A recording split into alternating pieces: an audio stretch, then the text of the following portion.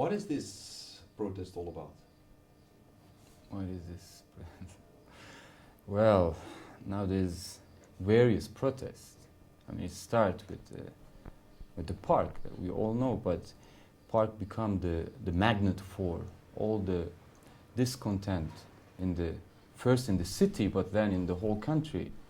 It become a platform for a multitude to express their opposition to what has been going on in the country for some time. But I think the major, or let's say the common denominator for all these groups is the feeling of overwhelming feeling of pressure of government on people's, individuals and various groups, living spaces, their opinions, their neighborhoods, their home, their ideas, public plazas are just squeezed by this the power mechanism, and people just want a bit of freedom, breathing space, and I guess this would be the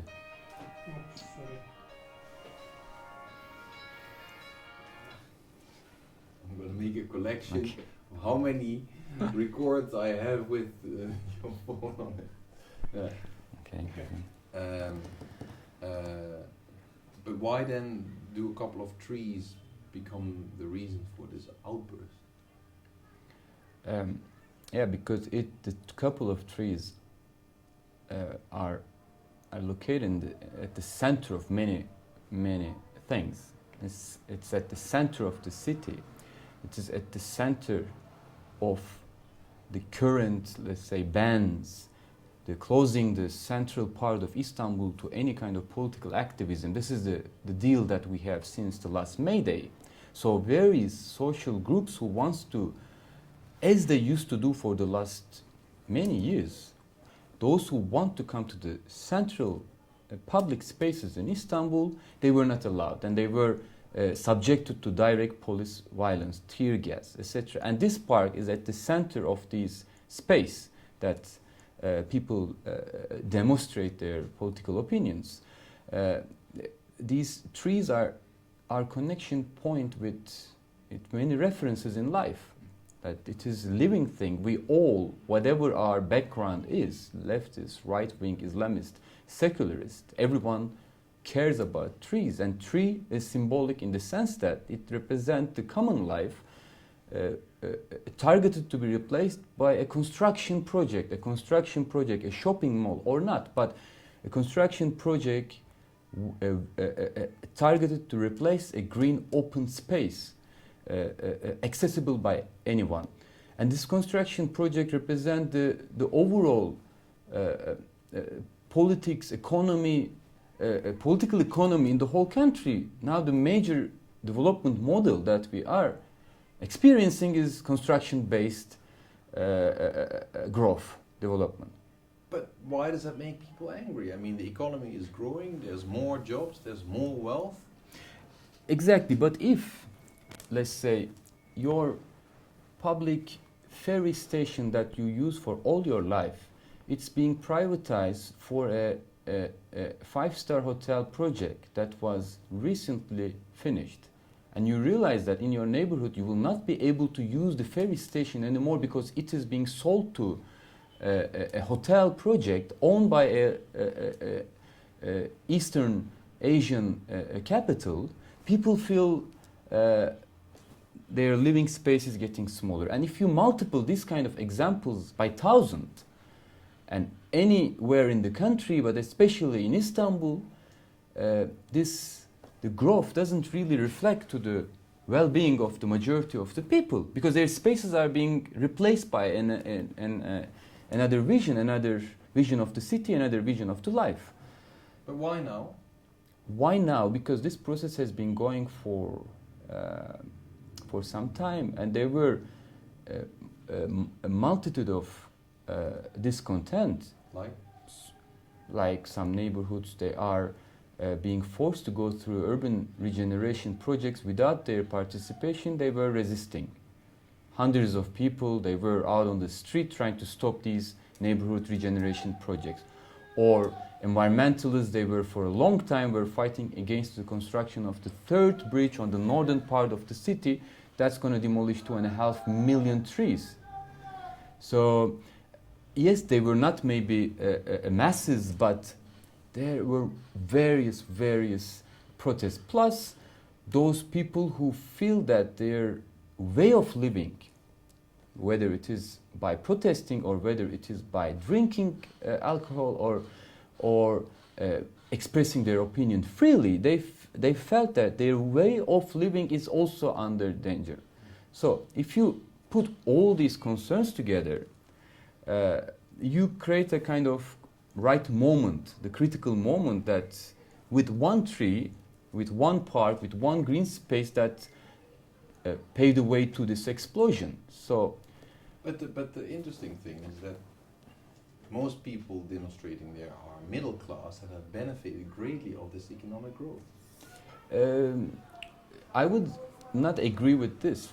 First of all, there are a lot of middle classes. The middle class, so-called middle class, is enlarging. But then, at the same time, in the city, like Istanbul, take Istanbul, it is one of the 5 most richest city in the world, the most billionaires living in Istanbul. So there is unproportionate benefit of this growth to a very small elite on the very top. Like even the seaside, even a public, as I say, ferry station could be served for their needs, for their hotel, that the middle classes will not take any benefit from this, and this or their park gonna turn into a shopping mall that they use. So that would be the one opposition. And the second, it is not only middle class, that would be really minimizing the this unparalleled event that we are experiencing for the last week.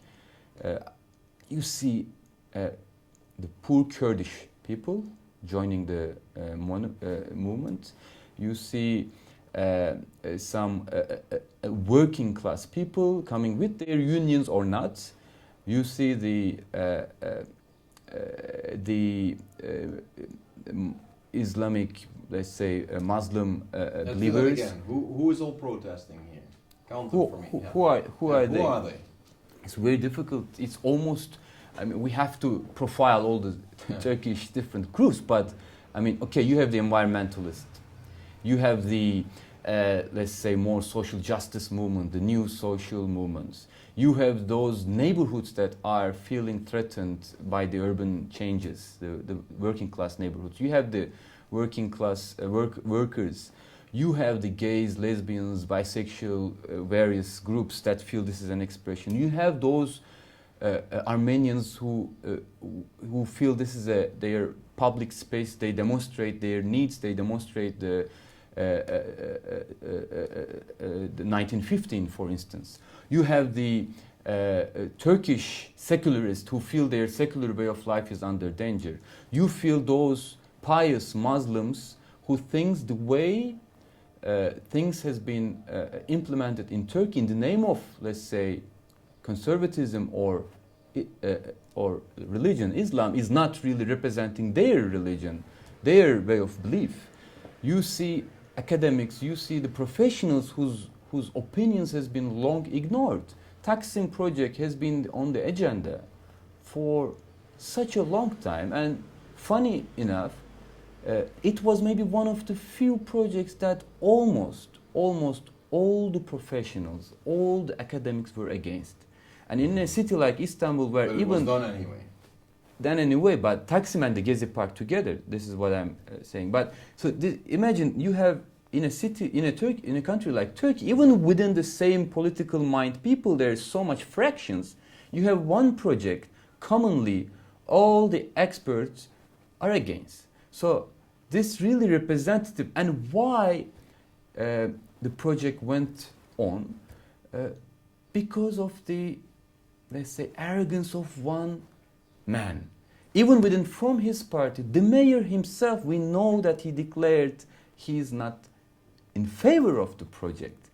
From those party members from the ruling party, AKP, they are not happy with the project, but because they cannot change the opinion of the prime minister, they have to go. So this is the level of, which is symbolic in the sense that this is a reflection of the democracy debate that we are having. Is this a cultural war? Not at all. Not at all. This is what is most hopeful about this.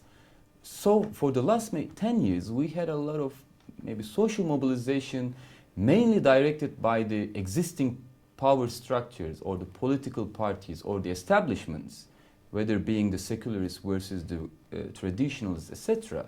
But maybe for the first time we have a mass movement initiated, directed and consolidated by the plurality of the people.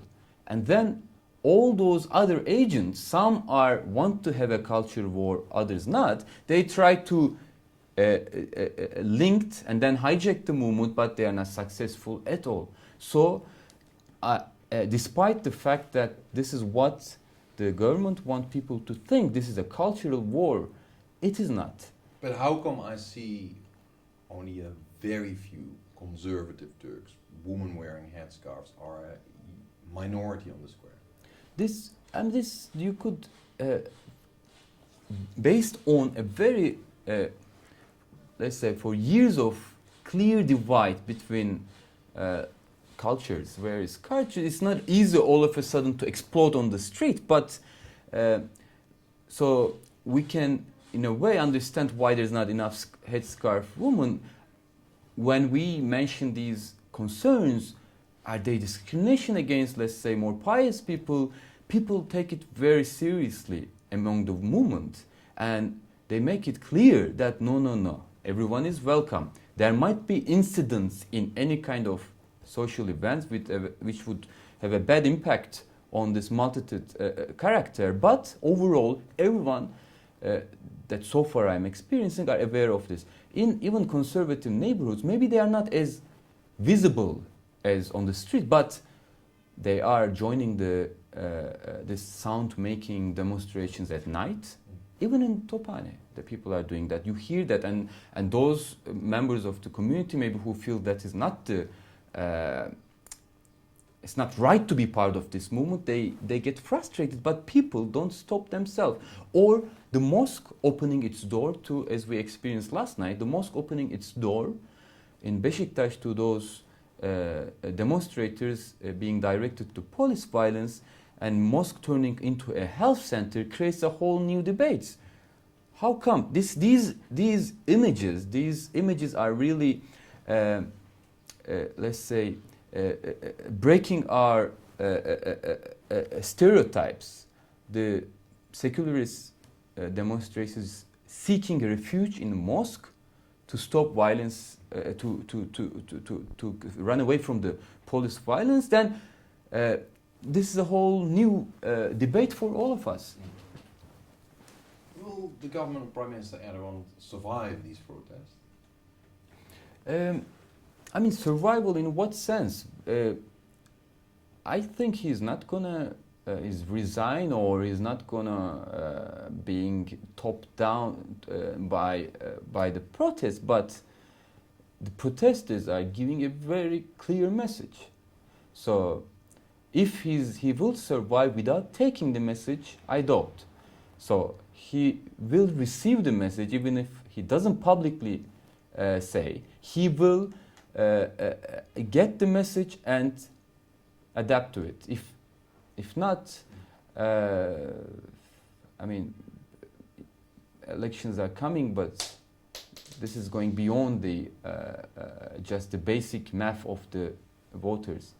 But can he survive this? I mean, we'll see. Maybe he will lose Istanbul. The mayor of Istanbul will change. There is a huge discontent for the mayor and the way the party is dealing. Maybe he will lose the votes, or he will consolidate some of his supporters, voters, but then lose more and more those sympathizers who feel, maybe who didn't vote AKP, but they feel they are doing right. They already start questioning. So in longer period, let's say, the vision they give for 2023, 2054, 2071, you know, the century of AKP, it seems like that's not going to happen. And in that sense, no, they will not survive in the long run.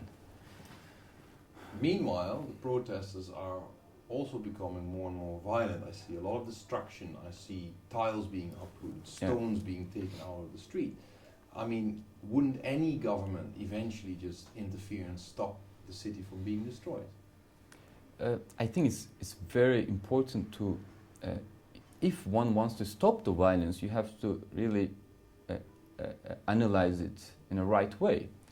As soon as the police leave the Taksim Square, there were almost no violence remained. Right away, people start cleaning the streets. They clean even the cigarettes. They start opening the Solidarity Kitchen. They start opening the exchange desks. A health center run by the volunteers. The public space turned into such a cultural place where the artists start doing their voluntary shows. I mean, this was, for all of us, we have never experienced such social mobilization. 2 million people occupying a space without having any serious violent incidents. So the major issue, yes, there is violence on the street, but I strongly believe, being also caught in the middle of this violence, indiscriminate violence of the tear gas and the police, that as soon as the police violence stops and the government give the impression that they value the citizens' voice, not only ignore it or just devalue them, but really value their voice, then there will be no violence. Or it will be just so marginal that no one among the protesters will support. Very brief. What is wrong with the big projects that the government is undertaking in this city?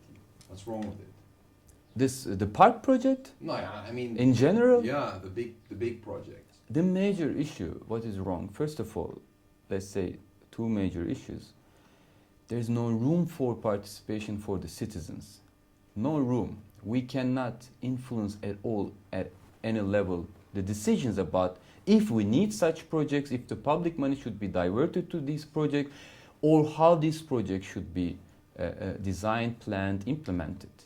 And the second, almost all of them are in favor of the business, in favor, not even in favor of the city in a very general sense, but in favor of one particular model. Let's attract more tourism, let's attract more real estate investment, let's construct more shopping malls, but without even assessing the need, without even assessing the if the city come to a saturation point or not. And on top of that, most of these projects are not constructed on empty tabula rasa spaces. It's constructed on other living spaces, living organism, living. You build a shopping mall on top of an old bazaar. You build a residence, high-income residences on top of a working-class neighborhood. So it's replacing the existing society, the existing economy, the existing ecosystem with another one that is not benefiting the most. That would be the problem. Thank you very much. You're welcome.